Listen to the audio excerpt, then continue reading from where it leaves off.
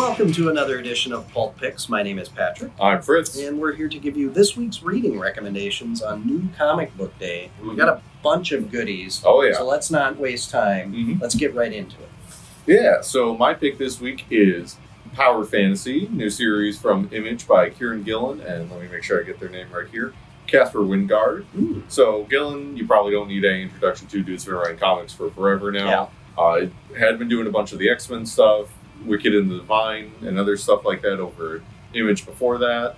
Wingard is like a kind of newer talent. I think the only thing I think they've done some stuff here and there for like DC. The biggest thing they've done was, I believe it was last year, All Against All. They were artists on that, which I think I had at least like one issue or two on here. And absolutely love their stuff. So them together, couldn't be more excited. And they definitely knocked it out of the park with this issue. So the series is about basically, so it's kind of starts off with like saying like, oh, people with like superpowers are merging into the world, like kind of thing. But there's kind of like a tier, there's like tiers of people with superpowers to the point where like the very like top of it, like the like 6 most powerful people in the world, they are called the superpowers because they specifically have abilities that could like destroy the world if they wanted to. And this series is basically about kind of them trying to find like a balance between themselves and the existing world powers so that doesn't happen. Okay. And considering that the literal opening of this issue is a conversation between two of them in the 60s being like, the most ethical thing we could do is just take over the earth. Wow. Yeah. And like, yeah, so like it's split between like this conversation between two of them in the 60s about like, we could do this or we could do that. Like, what's the best way to like kind of like try and keep the peace? And then the back half is in 1999, kind of seeing like what the role is like now that they took the path they did, not saying which one they did. And I mean, like, there's peace there. It seems kind of questionable about like how well it's being maintained and like how well it will continue to be maintained. Interesting. But yeah, it's there's a lot of tension going on in this book because like they're all kind of on the same side, but not. Like, it's basically like there's one character. Yes. No, well, they did 2 different covers for it. Oh, they did? 2 different colors, and I'm wondering if, so they did that one, and they did this one. And they both have the same barcode. Oh, yeah. And they're just slightly different. So I wonder if that's supposed to be giving us some sort of insight into... Like, the art, for the most part, doesn't look different. Yeah, but there's, like, different, like, boxes around, like, the title, and then there's, like, these, like, interesting. Yeah, so... I was curious if... Now, in the past, Image has screwed up and done hidden variants... on purpose, and we've ended up with a whole bunch of them. Department of Truth #1, I think we accidentally got all the hidden variant instead of the regular one. So I don't know, but there's another selling point that you might want to Google. And I personally don't care about hidden variants and all that kind of stuff. I just want to read, but. Yeah, because this one even has like this is slightly different. Yeah, it's like a power button. Yeah, curious, and that's like a running motif. Like I think literally like the opening, like there's like this whole like opening section that's just the power symbol. Oh, very cool. And part of what I also love about it is so like it's like it's these 6 people that like they could like wipe out like the world, but like it's not that they all have the same powers. Like they've got different things. Like one of them seems to be like an incredibly powerful telepath. Another one seems to be able to like reconstitute their body into different like matter. Another one just seems to be like made of pure energy. Oh, not really sure what like some of the other ones are able to. I think one of them might be like a technopath of some sort. Okay. But like, and because it's not just the usual thing, just like you've just got like 6 different Supermans kind of deal. It's just like no, like they've got like different powers. Like there's like a conflict that starts to brew between some of them in here, and the telepath one is just like, hey, let me handle this, because if you two fight, it's going to do a lot more damage than him just like wiping out a state that he wants to do. Like, so it's interesting seeing them trying to like find this balance between each other.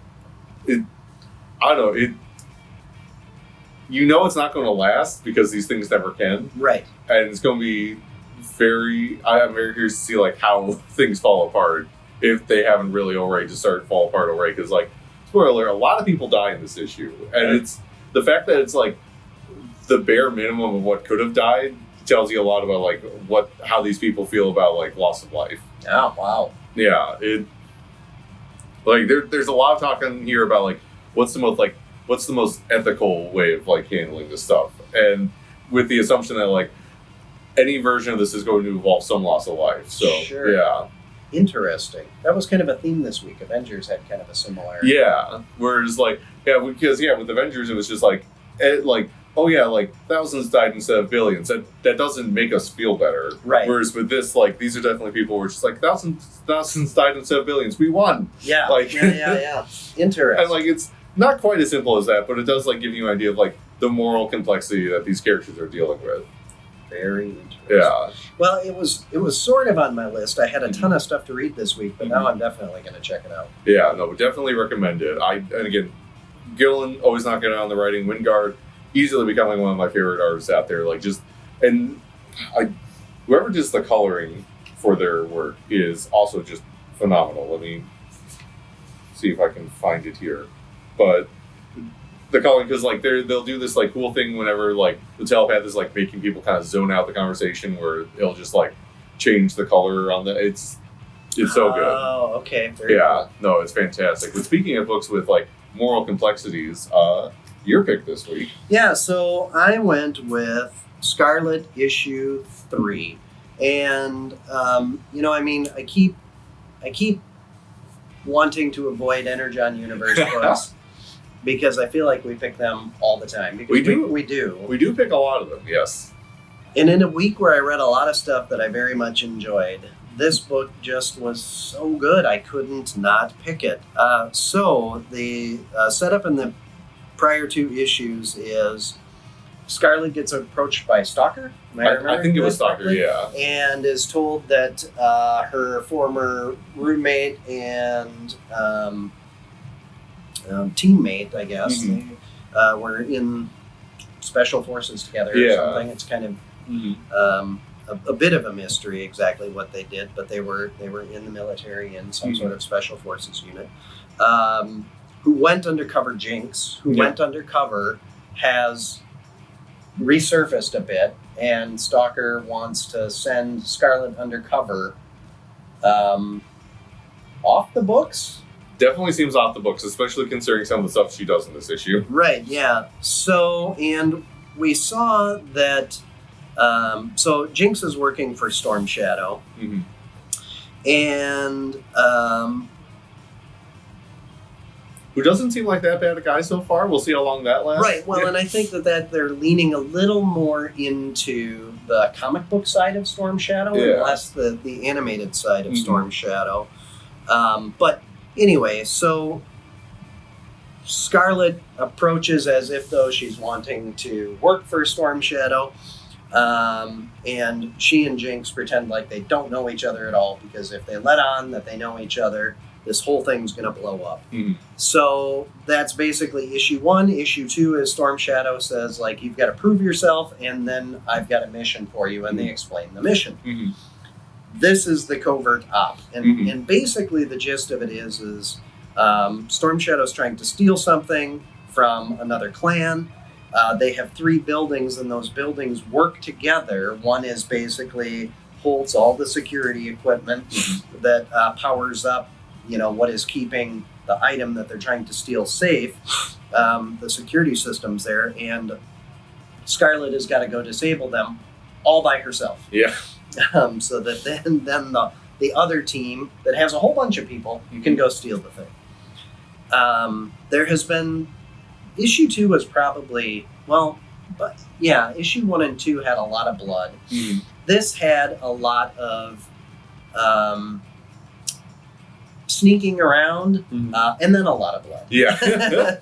But it was just really cool. Like the way that she gets into the building, the way that it doesn't go very well, but she kind of reacts and improvises and does some really cool things. The art is really tight in this one. The first two issues, I enjoyed the art. I thought it was good. This one was great. Yeah. It was elevated. I don't know what they did, but yeah, like they really kind of like stepped it up on this one. Yeah, it was it made you feel like you were crawling in an elevator shaft or swimming in a giant tube aquarium that's stories high with giant sharks in it. So, I mean, it's over the top, certainly, and there's, just crazy stuff that happens. And I mean, she's straight up gotta kill people. So, they're taking this whole concept of, it's not just red lasers and blue lasers. Yeah. There's a lot of stabby. A lot of stabby. Yeah. And that one dude, when it's flashing over to trying to get the actual item, what happens to that one guy? He's like, not good. No. It makes you understand why Scarlet's job is important. Yeah.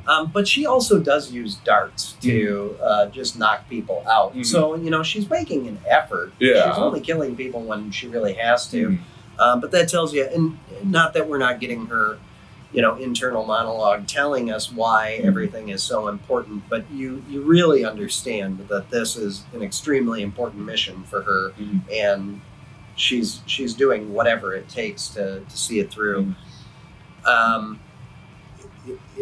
Now where do we go from here? That's an interesting there's question. Definitely a cliffhanger there that's just like, oh, okay. Yeah, and I'm very interested. They have done such a great job with the individual character books because it feels like, man, how are they going to wrap this up? How's this all going to come together? Well, we know it's all going to come together in a G.I. Joe title. Coming this November. But so far with all of the Duke book, the Cobra Commander book, and then, I'm giving them the benefit of the doubt on Destro and Scarlet, the way that they wrap up, they do such a really good job of it, where it's like it's going to dovetail in nicely, but they also, complete a really good story. Yeah, they're their own good, fun little standalone stories, but you can also see how things are starting to interconnect. I would love to be a fly on the wall during the creative meetings for all the different writers on this, because the way that everything is working in symmetry with each other is just fantastic. I mean, from Void Rivals all the way down to Scarlet and Destro, here, the most recent ones, it's crazy how well everything, it's it's like a fine timepiece or something. All the little gears and springs and everything are working together perfectly. Well, one of the things I've really enjoyed, and you mentioned it before with Storm Shadow, how it's kind of closer to the comics version, is that it's this great combination of pulling from different comics, different cartoons, making up their own stuff. One of the things I love from the Transformers comic is, so with Shockwave, generally a lot of stuff has him be a lot of the characterizations of he's some kind of scientist, but it's always usually I am Mr. Cold and Logical. We must do this. Yep. Whereas Skybound Shockwave is straight up a mad scientist. What if we threw a whale in a blender? It's dude is insane, and I love how they're taking familiar aspects, but then doing their own thing with it. Yeah, it's so cool, and the characters that they have chosen so far are really interesting. The ones that they are choosing to focus on, because you've got Clutch and Rock and Roll and Stalker and some of these really early characters that weren't featured quite as much in, say, the cartoon and what have you. And then you've got, and Scarlet too was an early character. And then you've got Storm Shadow and Duke and they were kind of slightly later. As far as the comic books go, Duke and Storm Shadow show up much later. So it's really interesting how they're just kind of combining everything together. And you can say the same thing about the Autobots and Decepticons that have been chosen. It's really been a fun mix. They're not just picking all the big, obvious, the fact that Beachcomber, Beachcomber of all people, has had a fairly significant role in this current arc in a way that again built off of stuff that they had with him in the original cartoon, but in a much different way, where you get a much his pacifism in this feels much it has a very different like feel to it than it does before. He's like a pacifist surfer dude or something. It's really cool. And I love how they're kind of drawing the distinction between the Autobots and the Decepticons, and that's kind of one of the value of other types of life has been a kind of a theme so far. So it's really interesting. I do love how this turned into a journal. Like, the Skybound stuff is really good. Yeah, you've got to check it out. We've got all the graphic novels in stock right now, I believe. Though it is a trick to keep them in stock. We're having to reorder them like crazy. So I do think, though, that I have to double check on Distro, but I do believe we've also got old issues so far, the 2 current minis. So if anyone's looking to get caught up on those, they can. Yeah, so it's been fantastic. Well, speaking of another shared title continuity that is massive and sprawling, and we pick a lot. Yep, this week, continuing the new X-Men rollout, is Uncanny X-Men #1. And obviously, a lot of people have been excited about this one just because, one, it's the first time it's been Uncanny in like 5 years now. Yeah. Like, you've had X-Men titles of various sorts, but it's finally back, the flagship that everyone knows and loves. And it is back in style. Oh my gosh. Gail Simone on this book did such an excellent job of capturing these characters and doing something interesting with them right out of the gates. Yeah. I have enjoyed all of the #1s, and we've picked all of them so far? I think this was 3 weeks ago. They've either all been up here or gotten an honorable mention. Okay. Yeah. We've put an asterisk next to every one of them when we've mentioned them. This is just setting the table, but we can kind of see the direction that it's going to go, and it's going to be fun. And not that there is an element of that here still, but like I think we both agree, like especially in terms of like the character writing on this one, it just really gives you a feel of like you gotta know right away, like, okay, here's where we're at, here's what we're doing, like. Well, and now that I'm thinking about it, like, so much happens in this book. Yeah. Like, it's an emotional Like, I kept expecting it to be the end. It's like, oh, no, we're still going. But, like, in a way where, like, I'm happy that we're still going. It starts out dark and foreboding, and everything seems kind of hopeless. And then you've got a nice little reunion and a fight with a, mythical beast. Then you've got a horribly sad moment where people are trying to do something really nice, and it just ends in tragedy. Which is a very superhero thing to have happen. Right, for sure. And but during that, there's a moment where you're like, foreshadowing. And then there's a period of reflection, and where are we going to go next? And then, it just... it was so good. I really enjoyed this book a lot. And the art is gorgeous. David Marquez,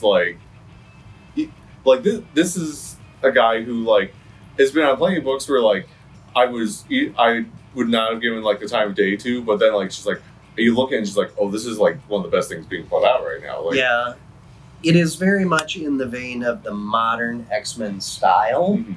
But it is executed, and I shouldn't say but, like, that's not a bad thing. Yeah. That's a high bar. Yeah. This raises the bar, I feel. He makes everything look so good at this. It's cool. It's so cool looking. Yeah, I always dislike when, and it happens a lot in X books in particular, where people look like they've all kind of got the same face, and so you're looking at their costume and their hair to figure out who they are. Not the case in this one at all. I felt like everybody was very individualized. Yeah. It was just really cool. Yeah, but no, everything is good. So like the main threat, like thrust of the story is, like, obviously, like with most of the titles, it's these characters like dealing with like the aftermath of the fall of Krakoa. Like, they're all like kind of handling in their different ways.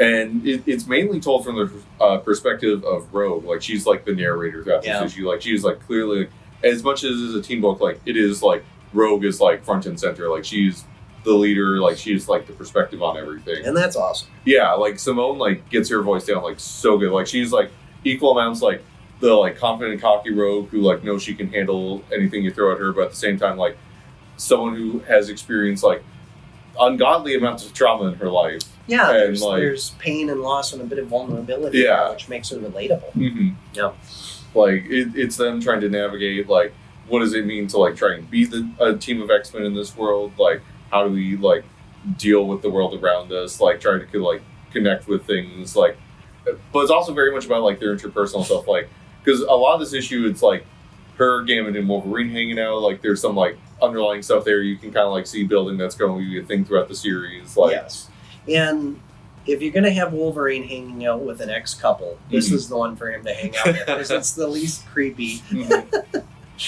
But their vibe together as three people hanging out who have a lot of history together is just, I don't know, it's comfortable, you know? Yeah. It's like putting on your favorite pair of shoes that are nice and broken in or something. Like yeah. Because with a lot of the other X teams, like with like X-Men and X-Force, it's very much like someone putting together a team that like, this is going to be like the effective team for like what we need to do. This is very much like these are people that have known and worked with each other for years. These are friends and family to each other. Like, this is why they're going to work together. Not because like maybe they like sync up the best or anything. It's just like, it's because like they know end of day, if someone's going to have my back, it's this person. Right. Well, and they're not coming together to form a team. Yeah. They're meeting up with each other because they're each other's support network. They're like, friends, family, yeah. you know, like they're... Literally in some of these instances. And so they even have a debate about whether there should be any X-Men anymore. Yeah, it's really good. If you're going to pick up one X book, this is the one. This one feels to me like...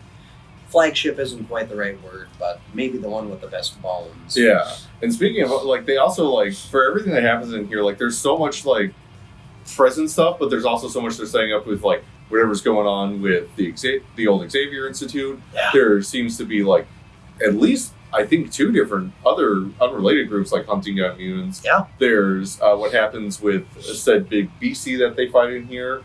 There's all kinds of stuff that, just in this first issue, setting up, like, so much other stuff that they can get to that they haven't even yet.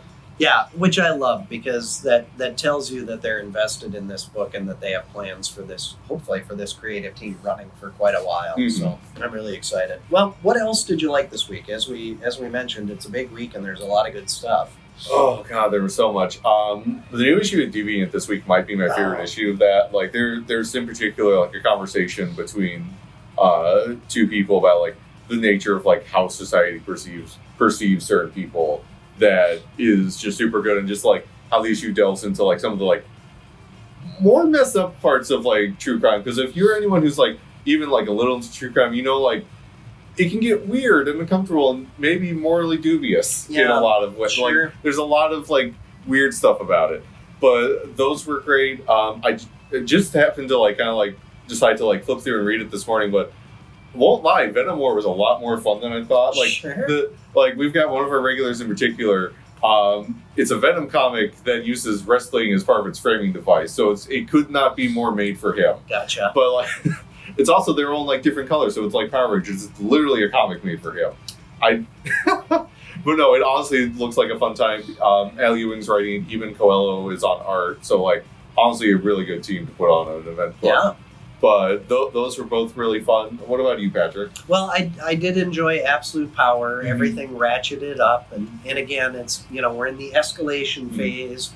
So the remaining superhero, 80% of superpowered, or, you know. Yeah, they kind of have like their own like Days of Future Past poster moment. Where it's like, here's everyone that's like off the board. So 80% of the superpowered people that they've targeted. Amanda Waller turns out is the bad guy behind all of this. We've known that forever, so it's not a spoiler. 80% are off the board. The 20% that are left is concerning because they're some of the top tier people. Yeah. You know, Justice League, the Titans, those kinds of people. Plastic Man. Yeah. On a related note, I think I mentioned this last week. Wade and Moore coming off of this are going to be doing the new Justice League Unlimited book, so like definitely excited for that. There was a good shout out to that in this book too.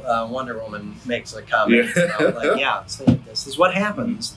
So that was a lot of fun. I really liked Avengers too. I was very curious as to like, okay, so they had kind of their 3 kind of major story arc things that have happened so far. One of them being Blood Hunt, and this is all right, let's kind of recap and review our response to this vampire invasion thing.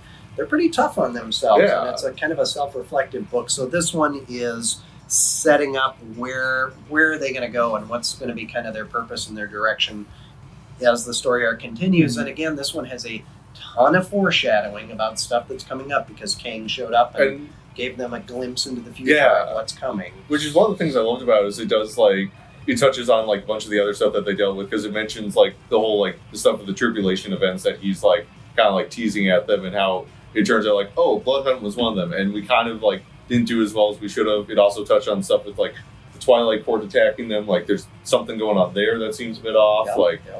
It deals with a lot of the recent XMen stuff. Like it's as like as much as it's kind of like a like recap setting of what's coming forward. Like it's still like super solid read. Well, and I think one of the things that Marvel has kind of handled poorly in, I don't know, like all the X stuff since the 90s is that the Avengers are kind of MIA on standing up for X-Men and mutants, even though they've had a ton of them in their ranks. Yeah.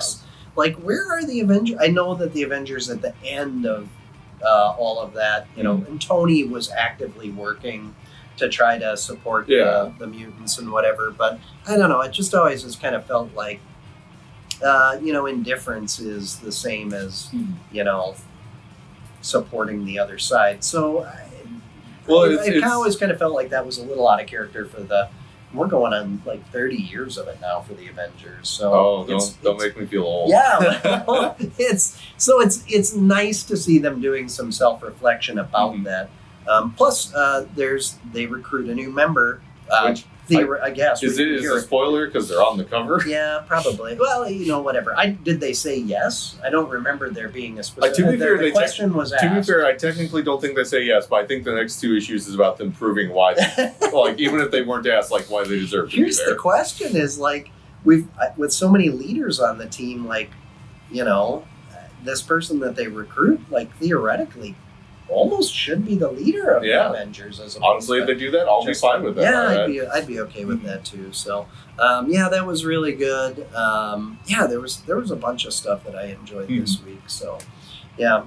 Well, that's all that we've got time for today. But you should come down and check out for yourself all the new comic books. Be sure to like, follow, subscribe, and then leave comments on what you're reading and enjoying and why you're enjoying it. We love reading that stuff. And we will be back next week having read a whole bunch more. And there's always new comic books. Always more, never less. So we will be back with next week's Pulp Picks. And until then, enjoy the reading.